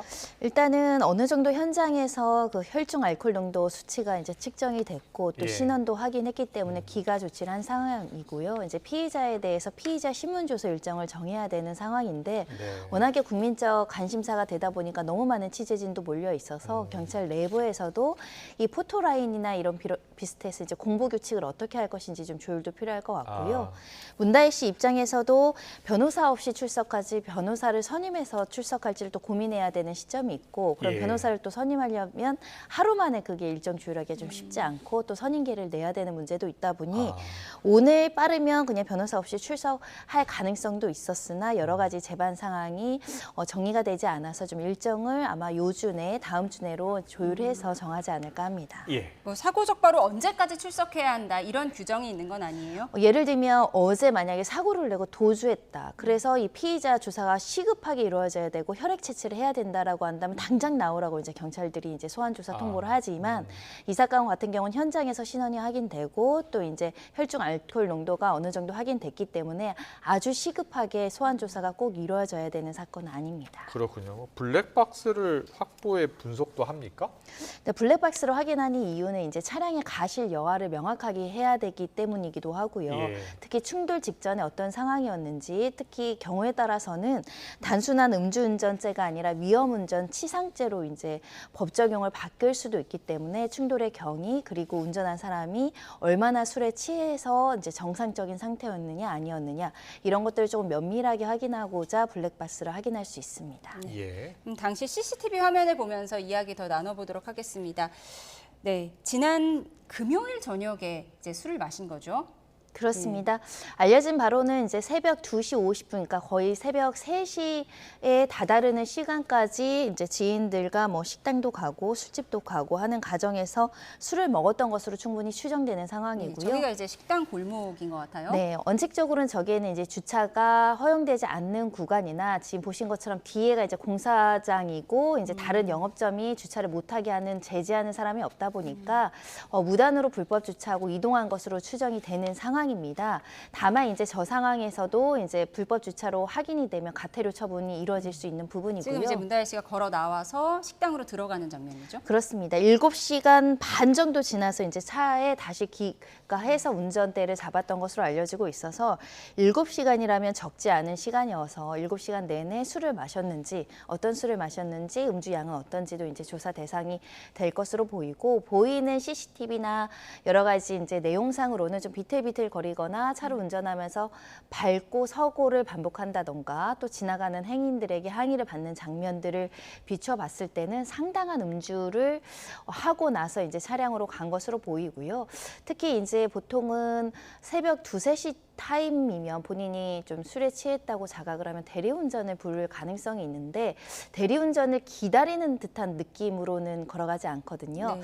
그래서 만취 상태에서 운전대를 바로 잡았던 것으로도 추정되는 상황입니다. 예, 일단 혈중 알코올 농도가 0.14% 정도 나온 것으로 전해지고 있거든요. 네, 그렇습니다. 상당한 양이죠. 우리나라에서 이제 음주운전을 처벌하는 기준이 0.03, 0.08, 0.2 구간으로 처벌하는데 0.14는 이미 뭐 면허 취소 수준인 0.08을 초과한 수준이고 0.14라고 한다면 보통에 이어서 뭐 체중과 음주나 뭐 사람마다 분해 효소가 조금 다르긴 하지만 한 소주 4-5잔 이상 또는 소주 한 병 가까이 먹었을 때 나오는 수치이고 특히 7시간 전부터 먹었다고 한다면 먹은 술의 양은 조금 더 높을 여지도 있습니다. 그래서 일단은 사람들의 진술, 식당 내부의 CCTV 등으로 정확한 음주량을 측정해야 되는데 이 사건 같은 경우는 혈중 알코올 농도가 이제 명확하게 0.149로 특정이 돼서 음주운전죄로 기소하는 데는 부족함이 없는 상황입니다. 네. 문다혜 씨가 운전하고 나와서 이제 그 차량을 운행하는 장면도 보여주시면 좋을 것 같습니다. 네, 화면을 보면서 계속 이야기 나눠보도록 하겠습니다. 네, 저 장면인데요. 우회전 차로에 서 있다가 이제 좌회전을 무리하게 한 장면이죠. 그렇습니다. 그런 과정에서 택시랑 이제 충돌을 해서 저렇게 이제 적발에 이른 상황까지 발생을 하는데요. 그 전 상황도 보시면은 좀 멈춰 서 있다거나 밟고 떼고 하는 것을 반복한다던가 만취 상태로 추정되는 부분이 굉장히 많죠. 다행히 차 대 차 사고이고 지나가는 사람을 충격을 하거나 큰 사고가 야기되거나 가속 상태에서 충돌이 되지 않아서 경미한 사고에 그쳤을 뿐 만약에 저 상태로 더 주행을 하다가 차량이 한적하고 속도를 낼 수 있는 구간이었다면 훨씬 더 큰 사고가 발생할 수도 있고 연쇄 충돌도 발생할 수 있기 때문에 결코 위험성은 작지 않은 상황이다. 다행히 차량이 많은 구간에서 이제 저속으로 이제 주행하면서 이제 차량이 충돌돼서 큰 인명 피해는 없었지만 음주운전이 그만큼 좀 심각하다라는 점을 보여주지 않을까 합니다. 지금 뭐 우회전 차선인지 좌회전 차선인지 인지하지 못한 상황이었잖아요. 그러니까 그 부분도 사실은 술에 취해서 판단 능력이 저하됐기 때문에 저런 일이 발생하지 않았을까 생각하고요. 술에 취한 상태에서도 급하게 이제 운전하다 보니까 차선이나 이 신호나 이런 것들 신경 쓰지 않고 그냥 주행한 것으로 보입니다. 예, 신호 위반, 불법 주차 관련해서는 과태료를 받게 되는 각각 건가요? 행위별로 이제 필요한 부분에 가태료 처분이 이루어질 수 있기 때문에 예. 경찰 조사 과정에서도 그 부분에 대해서 확인할 것으로 보이고 특히 저렇게 이제 교통사고가 나면 보험사끼리도 이제 가실 비율이나 이런 거 따졌을 때 신호 위반이 있었느냐 그리고 음주운전이 있었느냐 굉장히 중요한 요소이기 때문에 관련 사실관계도 앞으로 경찰 조사 과정에서 확인할 것으로 보입니다. 그렇군요. 예. 네, 이렇게 음주운전을 하다 적발이 되면 이 차량을 압수당하는 경우도 있다면서요? 네, 워낙에 음주운전 사고가 계속적으로 발생하고 재범률이 높다 보니까 이제 강력한 조치로서 차량 자체를 범죄의 도구로 보고 압수하고 몰수하는 조치들이 시행되고 있는데요. 일단은 조건이 있습니다. 중대한 음주 사고가 발생해서 사망 사고가 발생된 경우 또는 5년 내에 2번 이상 음주운전 전력이 있는 경우, 그러니까 재범 가능성이 매우 높거나 피해가 굉장히 중대한 경우에는 차량 자체를 압수할 수 있는데 지금 문다혜 씨 같은 경우는 아주 큰 인명사고가 발생한 사안이 아니고 5년 내에 2회 이상, 3회 이상 음주한 전력이 확인되진 않고 있기 때문에 차량 자체가 압수 대상은 아니지만 이 경우가 아닌 다른 음주 사건에서 굉장히 음주운전으로 큰 사망사고, 크게 다치게 하는 사고를 입힌 경우에는 차량도 몰수되고 있다. 그만큼 음주운전에 대한 경각심이 높아지면서 이 처벌도 강화되고 있고 음주를 하는 사람에게는 이제 운전대를 잡지 못하도록 하는 여러 가지 조치가 부과적으로 시행되고 있습니다. 네, 저 차량 같은 경우에는 지난 8월 과태료 체납으로 압류 전력이 있다고 하더라고요. 그렇습니다. 지난 4월에 예. 이제 자동차 명의를 양도받은 것으로 알려지고 있고, 그럼 4월에 양도를 받았으니까 8월 과태료는 그 전 소유자가 한 어떤 그 과태료 처분보다는 문다혜 씨가 이제 양도하면서 예. 본인 이름으로 운행하다가 이제 과태료 처분이 나왔을 가능성이 있는데요. 이 과태료가 나왔을 때 오랜 기간 체납하게 되면 이렇게 압류가 된다거나 여러 가지 제재 조치를 받는 경우들이 있는데 실제 압류가 되진 않았다고 알려지고 번호판을 있습니다. 떼기도 하잖아요. 과태료 미납 차량의 경우에. 그렇습니다. 장기간 이제 그렇게 체납하는 경우는 그렇게 되는데 이 사안 같은 경우는 일정 부분 체납이 있었다가 아마 중간에 납부를 했기 때문에 압류까지 가지 않았을까 생각이 드는데 그렇군요. 이 예. 과태료 처분의 원인이나 이 체납 처분의 이유에 대해서는 경찰에서는 음주운전죄랑은 이제 다른 사안이기 때문에 우리가 공식적으로 확인하지 않는다라고 하고 있기 때문에 어떤 사유로 과태료가 나왔는지는 확인하기가 어렵습니다. 예. 그럼 이 차의 전 소유주가 문재인 전 대통령이었던 거죠? 그렇습니다. 이 차량 같은 경우는 광주 일자리로 생산한 차량이었고 그거를 이제 홍보하고 여러 가지 정책적인 목적을 달성하고자 문재인 전 대통령이 일부러 이제 저 차량을 인수했고, 그래 인수해서 소유하고 운행하다가 이제 딸인 문다혜 씨에게 양도한 사안이기 때문에 사실은 어떻게 보면 상징적인 차량인데, 그러니까 대통령 재직 시절에 어떤 정책적인 효과를 높이기 위해서 일부러 인수를 했을 정도로 굉장히 중요하고 상징적인 차량인데 이 차량을 이용해서 음주운전이라는 또 불법 행위를 해서 오히려 문재인 전 대통령이나 이 문다혜 씨에게는 국민들에게 굉장히 더 송구한 마음이 크지 않을까 합니다. 예. 자, 지금 일반의 음주운전 뉴스도 거의 매일 지금 전해드리고 있는데 처벌이 약해서 그런 겁니까? 최근 판결은 어떻게 나오고 있습니까? 과거보다는 좀 양형 기준이 높아졌다라고는 하지만 단순히 음주운전으로 사람을 크게 다치게 하거나 도망가거나 이제 사망에 이르게 하지 않는 사안들 같은 경우는 사실은 바로 실형이 나오는 경우보다는 초범인 경우에 좀 선처해주는 경우도 좀 많고 또 양형 기준 자체가 아까 면허 취소 수준으로 말씀드리면 징역 8월에서 뭐 1년 4개월이 기본 양형으로 있는데 뭐 합의가 되거나 이런 경우에 또 집행유예 판결을 많이 받다 보니 음주운전을 저지르는 운전자들이 경각심이 아직도 너무 부족하다라는 점이 잇따르고 있죠. 그만큼 음주운전죄는 굉장히 큰 어떤 피해를 야기할 수 있다라는 경각심을 가질 뿐만 아니라 이런 범죄를 저지르는 것이 굉장히 수치스럽다라는 생각을 가져야 될 것으로 보이는데 음주운전은 또 상습적인, 그러니까 재범 가능성이 높아서 마치 습관처럼 재범을 하는 경우가 있거든요. 그래서 철저하게 예방 교육도 해야 되고 특히 처벌로 그치지 않고 실제 운전죄를 다시 잡지 않도록 하는 사후적인 어떤 그 교육도 굉장히 필요한 범죄가 아닐까 생각합니다. 그런데 요즘 뭐 꼼수도 문제가 되고 있잖아요. 차버리고 도망가면 뭐 무죄다. 또 술타기 수법 이런 것도 공유되고 있는데 이런 것도 더 큰 문제 아닐까요?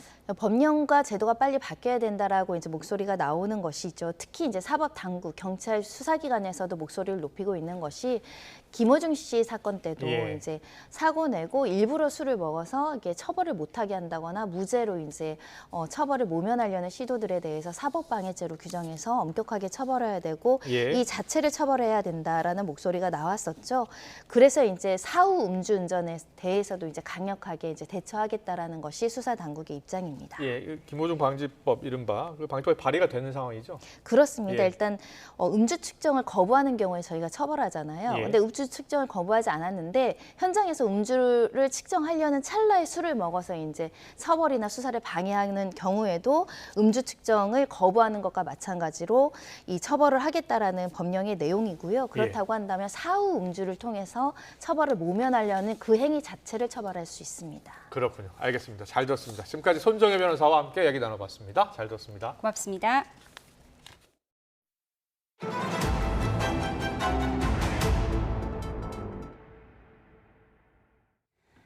요즘 어느 자리를 가도 거론되는 인기 예능이죠. 넷플릭스 요리 경쟁 프로그램 흑백 요리사입니다. 최종 우승자 공개를 하루 앞두고 제작진과 출연 요리사들이 한데 모여서 직접 인기 비결을 밝혔는데요. 송재인 기자가 그 현장에 다녀왔습니다.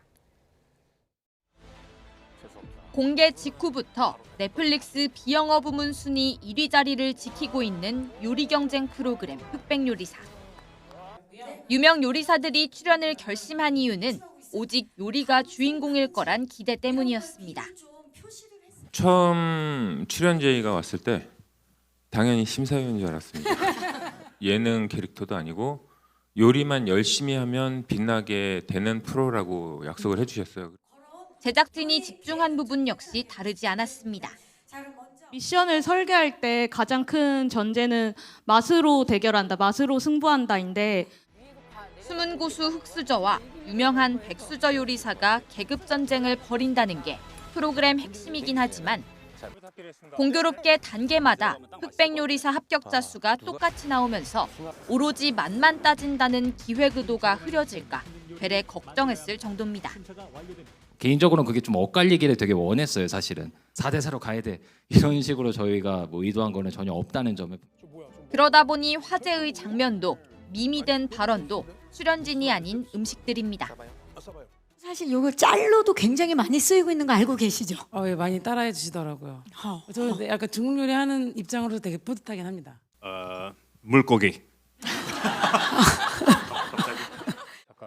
뜨거운 인기만큼 연출을 둘러싸고 여러 논란도 제기됐는데 특히 한식 요리사들이 두드러지기 어려운 구조였다는 지적에는 김장인 요리사가 입을 열었습니다. 한 가지 음식을 내려면 각자 위치에서 해줘야 할 일이 있다고 저는 생각을 합니다. 그래서 한식으로서의 뭔가의 하나의 메시지를 주기 위해서 출연 결정에 대한 후회도 아쉬움도 남지 않는 경연을 펼쳤다는 출연진들. 가게 예약 문의가 빗발치는 지금이 얼떨떨하다며 요식업계가 계속 활기를 띠길 무엇보다 바랐습니다. YTN 송재인입니다. 지난 1년간 계속된 이스라엘의 공격으로 폐허가 된 가자 지구의 건물 잔해의 양이 이집트 대피라미드의 11배에 이른다는 분석이 나왔습니다. 로이터 통신에 따르면 유엔 관계자는 가자 지구에 쌓여있는 건물 잔해의 규모를 최소한 4,200만 톤으로 추산했습니다. 유엔 관계자들은 이처럼 막대한 양의 건물 잔해를 치우려면 14년에 걸쳐 최소한 12억 달러, 1조 6천억 원이 소요될 것으로 전망했습니다.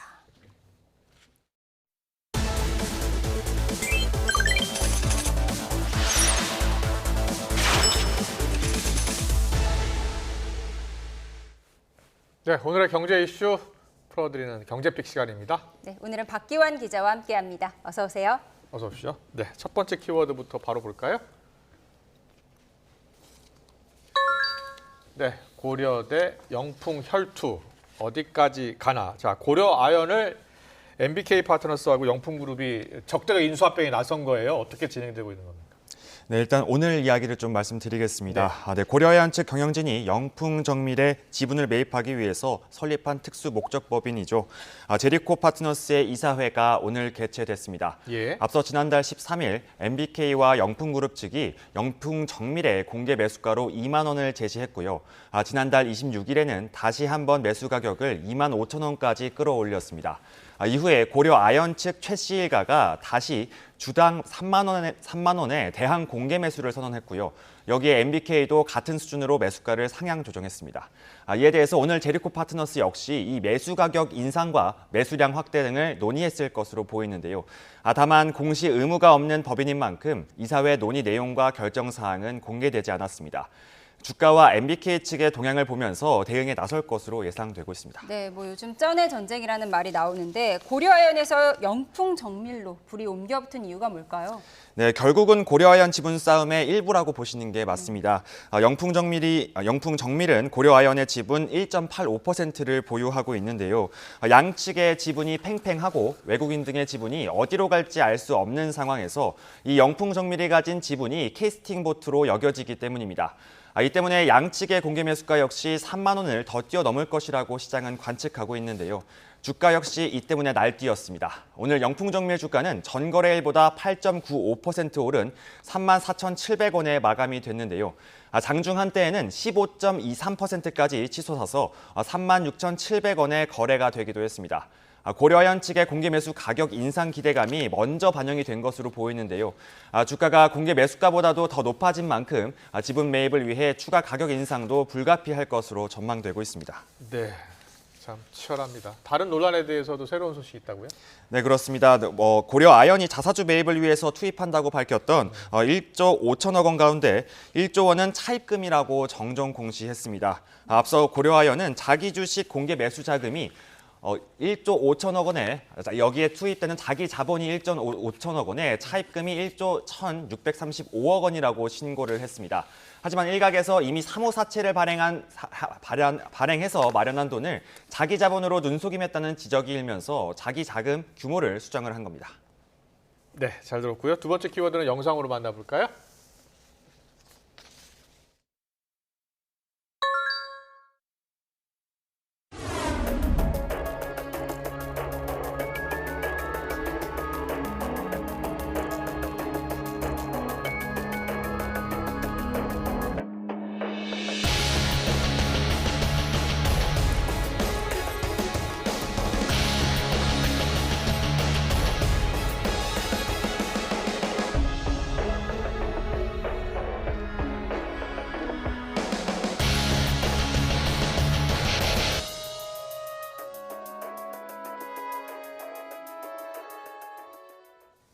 네, 정말 국민 주식인데 삼성전자 주가가 요즘 흔들흔들해요. 오늘은 어땠습니까? 네, 오늘도 떨어졌습니다. 네. 얼마나 떨어졌어요? 떨어진 건 아니지만 네. 이제 사실 좀 기대에 미치지 못했다는 평가가 맞겠는데요. 네, 삼성전자 주가는 6만 1,000원에 거래를 오늘 마쳤습니다. 전 거래일보다 0.66% 오른 건데요. 5거래일 만에 처음으로 상승 마감한 셈이지만 장 초반에는 59,500원대까지 밀리면서 최근 1년 사이 최저가를 새로 썼습니다. 7월까지만 해도 반도체 훈풍에 힘을 입어서 8만 원대를 훌쩍 넘기고 10만 원대까지 가는 거 아니냐 이런 전망도 나왔는데요. 하지만 석 달도 되지 않아 5만 원대까지 주저앉았습니다. 9월 유가증권 시장 안에서 삼성전자 시가총액 비중 역시 우선주까지 모두 더해도 20.725%로 2년 만에 최저를 기록했습니다. 네, 삼성전자 임원들도 사기 시작했다고 하는데도 계속 떨어지고 있습니다. 왜 이렇게 떨어지는 거예요? 네, 가장 큰 원인은 내일로 예정된 3분기 실적 전망 때문이죠. 예. 네. 증권가에서부터 영업이익 전망치를 대폭 낮췄기 때문인데요. 앞서 증권사들은 삼성전자의 3분기 영업이익이 2분기를 뛰어넘은 13조 원 이상이 될 것으로 예측했습니다. 하지만 최근 들어서 잇따라 영업이익 전망을 20% 안팎으로 크게 낮춘 보고서가 발표되면서 주가도 영향을 받았습니다. 스마트폰 수요가 예상보다 적은 데다 반도체 사업 역시 경쟁사보다 부진하다는 걸 원인으로 모두 꼽았는데요. 특히 경쟁사인 SK하이닉스가 삼성전자 반도체 부문을 제치고 업계 1위를 차지할 수 있다는 전망까지 나오고 있습니다. 전문가 이야기 함께 들어보시겠습니다. 하이닉스보다 삼성전자가 실적이 더 안 좋을 거로 지금 예상을 하고 있거든요. 그래서 메모리 반도체 사업부만 딱 놓고 보면 삼성전자가 최대 한 6조 3천억 정도의 이익을 낼 것 같고요. 하이닉스가 일단 6조 원대 후반 한 7조 원 가까운 이익을 낼 것 같은데 역전을 당하는 거죠. 네, 예상 보고서는 그런데 실제 업황은 어떻습니까? 네, 먼저 기본적으로 스마트폰의 글로벌 수요 자체가 줄어들었다는 건 사실입니다. 새로운 기술이 등장한 뒤에 정체기가 이어지면서 스마트폰의 교체 주기도 길어지고 있기 때문인데요. 남미나 중동, 아프리카 등에서 저가 위주의 스마트폰이 인기를 끌고 있기는 합니다. 하지만 샤오미 등 중국 업체들이 먼저 승기를 꽂았죠. 또 다만 반도체 업황을 두고는 여전히 전망이 엇갈리고 있는데요. AI 거품론이다, 투자가 과잉되고 있다 이런 우려가 나오고 있긴 하지만 메모리 반도체에 대한 수요가 꾸준히 늘고 있다는 건 부인하기 어렵습니다. 하지만 삼성전자의 경쟁력만 두고 볼 때는 여전히 AI 반도체의 큰손 엔비디아의 품질 테스트 통과 소식이 들리지 않는 데다 파운드리 역시 TSMC를 따라잡기 역부족인 상황인 건 맞습니다. 네, 실적이 내일 발표된다고요? 잠정 실적, 네 맞습니다. 알겠습니다. 마지막 키워드 살펴보겠습니다. K배터리 점유율 뚝 활로는 K배터리 글로벌 점유율이 계속 떨어지고 있나 봐요? 네, 맞습니다. 먼저 전기차 수요도나 이른바 캐즘에도 새로운 전기차용 배터리 수요 전체는 늘고 있습니다. 함께 보시겠는데요. 올해 들어서 지난 8월까지의 전 세계 전기차용 배터리 사용량은 510.1기가와트시로 예상됐습니다. 지난 2022년 같은 기간보다 75% 이상 급증했고요. 지난해보다도 21.7% 이상 늘었습니다. 성장세 자체는 조금 줄어들긴 했지만 전기차 수요 둔화에도 하이브리드 등을 중심으로 해서 수요 자체가 늘었다는 데 큰 의미가 있죠. 문제는 세계를 선도하던 우리 K배터리 3사의 점유율인데요. 지난 8월까지의 한국 배터리 3사는 전 세계 전기차용 배터리 사용량의 21.1%를 차지했습니다. LG 에너지 솔루션과 SK온 그리고 삼성 SDI가 각각 3위와 4위, 7위를 유지했는데요. 지난해 같은 기간과 비교하면 3.4%포인트 정도 점유율이 줄어들었습니다. 반면 중국의 CATL과 BYD의 경우 1년 만에 25% 이상 몸집을 키우면서 글로벌 점유율 1, 2위 자리를 그대로 지켰습니다. 네, 우리 배터리 업계는 어려워졌는데 왜 중국 업계만 잘 되는 거예요? 네, 정확히는 높은 기술력을 갖고 있는 건 맞지만 때를 잘못 만났다고 할 수 있겠는데요.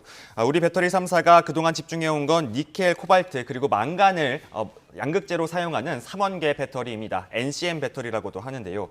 주행 가는 거리가 길고 무게는 가벼워서 높은 기술력이 필요한 반면에 가격이 조금 비싸고 높은 온도에 더 취약하다는 큰 단점이 있습니다. 최근 전기차 화재 우려가 커지면서 이런 3원계 배터리 대신에 주행거리가 짧지만 저렴하고 조금 더 안정적인 LFP 배터리의 수요가 늘고 있습니다.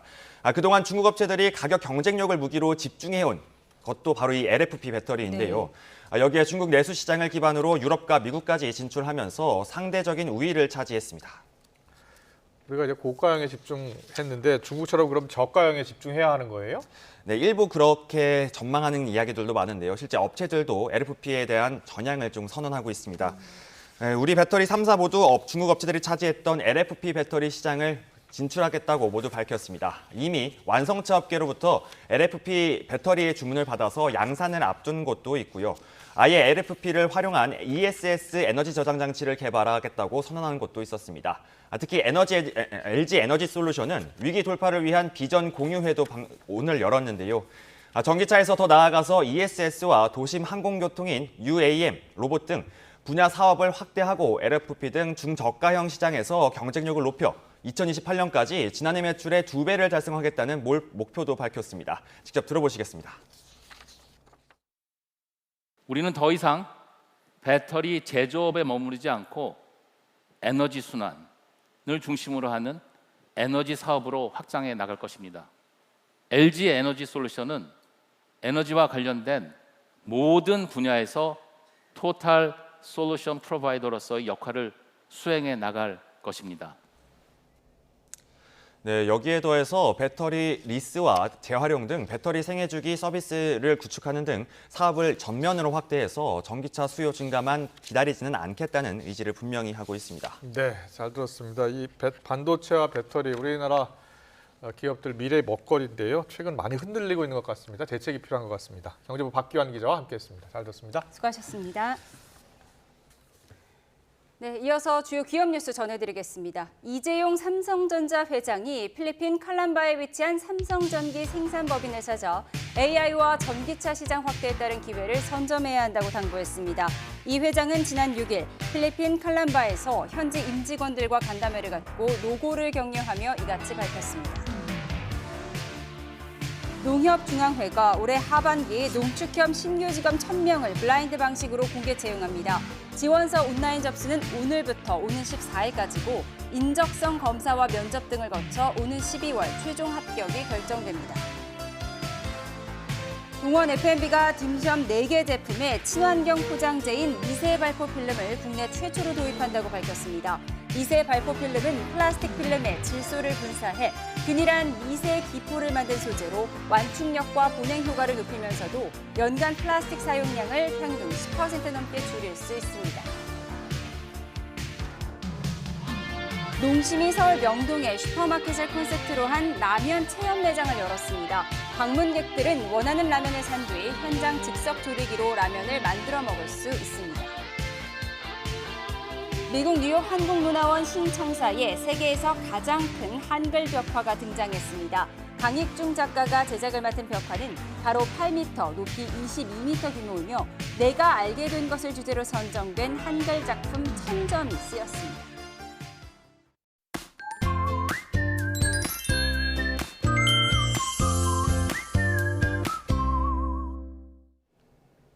징검다리 연휴가 지나고 다시 일상으로 돌아온 오늘 선선한 공기 덕에 기분이 한결 가벼웠습니다. 다만 하늘빛은 흐렸는데요. 지금도 남부와 제주도에는 약한 비가 이어지고 있습니다. 남부 해안가에는 오늘까지 5mm 미만의 비가 조금 더 내리겠습니다. 내일도 내륙 대부분 지역에 구름 많겠습니다. 한편 동해안을 부는 동풍이 부는 동해안을 중심으로는 비가 가끔 내리겠는데요. 내일 밤까지 동해안에는 5에서 40mm의 비가 모락가락 이어지겠고요. 오후에는 중부와 경북 내륙에도 1에서 5mm의 비가 조금 오는 곳이 있겠습니다. 내일 아침에는 서울 등 내륙 곳곳에 안개가 짙게 끼겠습니다. 출근길에는 운전 조심해 주셔야겠고요. 동해안에서는 강풍과 너울에도 주의가 필요하겠습니다. 자세한 내일 지역별 아침 기온 살펴보겠습니다. 서울 13도, 광주와 대구 14도 보이겠고요. 낮에는 기온이 25도 안팎으로 오늘보다 온화하겠습니다. 서울과 대전 24도, 창원은 25도까지 오르겠으니까요. 입고 벗기 쉬운 겉옷으로 체온 조절해 두시면 좋겠습니다. 날씨였습니다. 네, 월요일 뉴스원 여기서 마치겠습니다. 시청해주신 여러분 고맙습니다.